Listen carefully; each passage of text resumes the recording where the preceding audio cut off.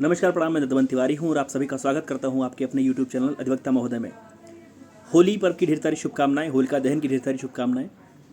लखनऊ विश्वविद्यालय में सत्र 2023-24 के लिए जो PhD की प्रवेश परीक्षा हुई थी और उसके बाद उसके साक्षात्कार आयोजित हुए थे, अलग अलग विषयों के अलग अलग दिन पर हुए थे और उसमें से कई सारे पाठ्यक्रमों का परिणाम घोषित किया गया था। कल कुल 8 विषयों का परिणाम आया है, कल कुल 8 विषयों का रिजल्ट आया है। तो अगर आपने PhD 2023-24 में लखनऊ विश्वविद्यालय में अपना एंट्रेंस दिया था और इन विषयों में दिया था, लॉ में, विधि में, सोशल वर्क में, इकोनॉमिक्स में, इंग्लिश में, होम साइंस में, पॉलिटिकल साइंस में, सोशियोलॉजी में या बिजनेस एडमिनिस्ट्रेशन में, इन 8 विषयों का जो रिजल्ट है, जो प्रोविजनल कंप्लीट मेरिट लिस्ट है, वो विश्वविद्यालय की वेबसाइट पर अपलोड कर दी गई है। अब करना क्या है? लॉ में, सोशल वर्क में, इकोनॉमिक्स में, इंग्लिश में, होम साइंस में, पॉलिटिकल साइंस में, सोशियोलॉजी में, बिजनेस एडमिनिस्ट्रेशन में जिन भी लोगों ने एग्ज़ाम दिया था, एंट्रेंस दिया था और जो भी इंटरव्यू के लिए एलिजिबल थे और जिनकी इंटरव्यू के लिए कॉल हुई थी और वो इंटरव्यू के दिन आए थे, उनकी पूरी सबकी, जो भी लोग उपस्थित थे, सबकी प्रोविजनल मेरिट लिस्ट आ गई है। दिनांक 24 मार्च 2024 को, मीन्स अभी जब ये वीडियो अपलोड हो रहा है उसके थोड़ी देर बाद 3 बजे से आपका जो पोर्टल है वो खुल जाएगा। अब पोर्टल खुलेगा किसके लिए, ये चीज़ सवाल है कि पोर्टल खुलेगा किसके लिए और कैसे पता चलेगा आपको।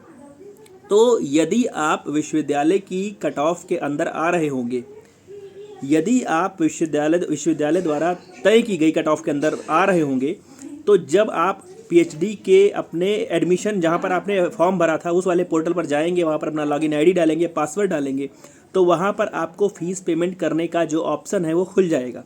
अगर आप नियत मेरिट के अंदर आ रहे होंगे तभी, अन्यथा की दृष्टि में नहीं आएगा। वो बात की बात है कि दूसरी मेरिट लिस्ट आए, तीसरी मेरिट लिस्ट आए, जैसा अन्य उसमें होता है, UG में होता है, PG में होता है। तो पहली बात तो ये है कि जिन भी लोगों का नाम इस प्रोविजनल मेरिट लिस्ट में है और अभी तो गुणागणित आप लोगों ने कर लिया होगा कि सीट इतनी है, तो मैं जनरल में हूँ, मैं OBC में हूँ, SC में हूँ, EWS कैटेगरी में फाल कर रहा हूँ, तो मैं इसमें आ रहा हूँ कि नहीं आ रहा हूँ। खैर, अभी तो विश्वविद्यालय ने मेरिट लिस्ट, वो कट ऑफ नहीं विश्वविद्यालय की वेबसाइट पर अपलोड किया है। हो सकता है अभी थोड़ी देर में कट ऑफ भी आ जाए और कट ऑफ के साथ साथ आपका जो फीस पेमेंट करने का ऑप्शन है वो भी खुल जाए, पोर्टल खुल जाए।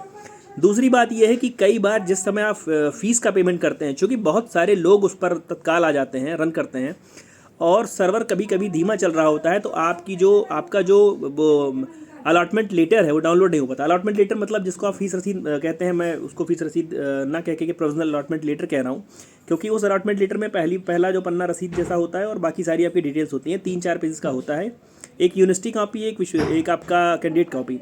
तो प्रयास कीजिएगा कि अच्छे नेट में करिए, अच्छा जहाँ पर सर्वर हो वहाँ से करिए और लैपटॉप में करने का प्रयास करिए। बाकी अगर फ़ोन से हो रहा है, कहीं आप सुदूर इलाके से कर रहे हैं जहाँ से नेटवर्क की कोई दिक्कत होती है और फीस पेमेंट होने के बावजूद वो अलॉटमेंट डेटा क्रिएट नहीं हो रहा है, जनरेट नहीं हो रहा है, तो परेशान नहीं होइएगा कि दूसरी बार फीस जमा कर दिए। अगर आपके खाते से एक बार विश्वविद्यालय के खाते में पैसा चला गया, अगर आपके खाते से पैसा कट गया, अगर आपके लिए सीट अलॉट अगर हुई थी और आपने उसमें पैसा पेमेंट कर दिया है, तो वो भले 24 घंटे के अंदर, 48 घंटे के अंदर दूसरी बार, तीसरी बार में अलॉटमेंट लेटर डाउनलोड हो जाए, लेकिन दूसरी बार आपको पेमेंट नहीं करना है। पेमेंट आप एक ही बार करिएगा। ये बात रही बात इसकी कि कट ऑफ कैसे पता चलेगी। अगर कट ऑफ समय से आ जाती है तो मैं कट ऑफ बता दूंगा आपको, अन्यथा की दृष्टि में 3 बजे के बाद, 3:01 से मत शुरू करिएगा, 4 बज जाने दीजिएगा, 5-6 बज जाने दीजिएगा, क्योंकि हर व्यक्ति जिसके पास भी नोटिस है, जिसके पास ये वीडियो जा रहा है, जो अलग अलग माध्यमों से अलग अलग जानकारी पा रहा है, वो सभी लगातार 3 बजे से प्रयास करेंगे।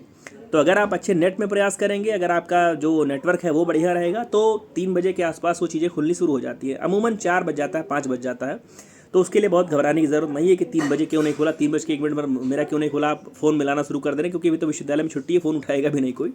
तो प्रयास करिएगा कि थोड़ा धैर्य संयम रख करके 3 बजे के 1-2 घंटे बाद आप अपने अलॉटमेंट लेटर को डाउनलोड करने का, फीस पेमेंट करने का प्रयास कीजिएगा। ढेर सारी शुभकामनाएं जिनका भी इसमें चयन हुआ है। अगर आप 1-2 सीट से, 1-2 नंबर से, 1-2 रैंक से आगे पीछे रुक रहे हैं, तो अगर सब कुछ ठीक ठाक रहा, तो अगर पहले मेरिट लिस्ट में कुछ जगह खाली रह जाएगी तो दूसरी मेरिट लिस्ट में आपका नाम आ जाएगा, उसका आप वेट कर लीजिएगा। कितनी मेरिट लिस्ट आती है अगर ये सवाल है, तो 1 से अधिक अक्सर आती रही है। जिन भी विषयों में ज़्यादा सीटें रही हैं उसमें तो शर्तियाँ आती है, पक्का आती है।